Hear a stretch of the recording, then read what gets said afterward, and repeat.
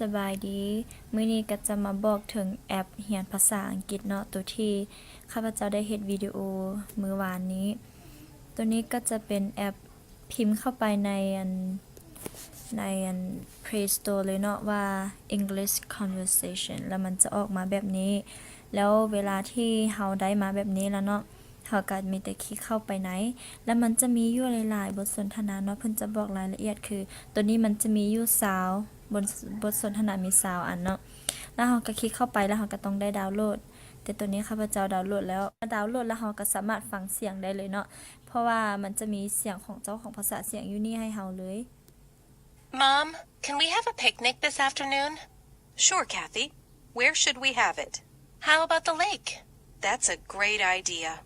What should we pack for lunch? I can make ham sandwiches and potato salad. Yummy! I love ham sandwiches and potato salad. นะ Tell your แล้วเวลาที่เราฟังไปหมดแล้วการฟังนี่สำคัญหลายเราจะต้องได้ฟังแล้วก็ฝึกซ้อมมันเนาะตัวนี้นี่เวลาที่เราฟังแล้วเราก็ต้องทำความเข้าใจกับมัน1 listen 2 understanding แล้วตัวที่3กับ practice แล้วถ้าหากว่าคำศัพท์ตัวใดที่เราบ่เข้าใจเราก็สามารถเอาไปแปลได้แล้วก็จดไว้เนาะดีแม่นเราต้องเรียนเป็น phrases เรียนเป็นคือ 2-3 คำนำกันเท่านั้นเพราะว่าคำศัพท์นี้แปลแบบนี้แต่ว่าถ้าเอาไปอยู่นำเป็นประโยคนึงมันจะมีความหมายต่างได้แบบนั้นแล้วต่อไปเวลาที่เราฟังเข้าใจแล้วเราก็เข้าไป quiz ตัวนี้เขาจะเว้าถึงby the lake เขาจะไปทะเลเนาะนี่เราก็เช็คเบิ่งโอเคถูกต้องกัน next แล้วมันก็มีหลายๆเนาะมีหลายๆโอเคแล้วบัดนั้นเราก็มา practice แล้วตัวนี้นี่เราก็เลือกเนาะระหว่าง Cathay แล้วก็ Mom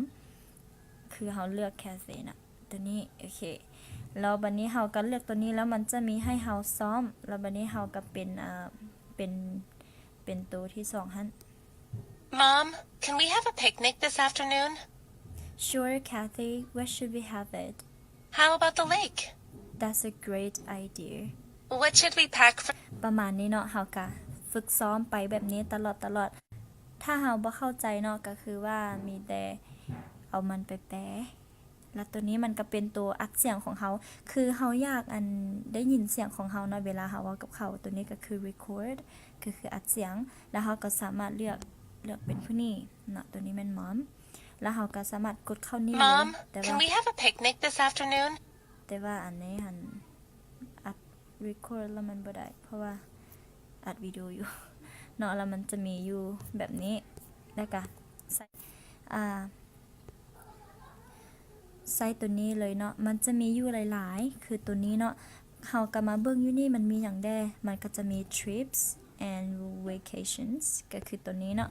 แล้วมันก็มี eating related topics family and friends talking about kids daily life sports music and events จะมีอยู่พวกนี้คือแบบนี้เนาะเฮาก็ต้องได้ดาวน์โหลดโอเคได้ดาวน์โหลดมันแล้วมันก็จะมีอยู่พวกนี้แล้วก็เรียนแบบนี้ไปเนาะเฮาก็เฮ็ดทุกๆมื้อ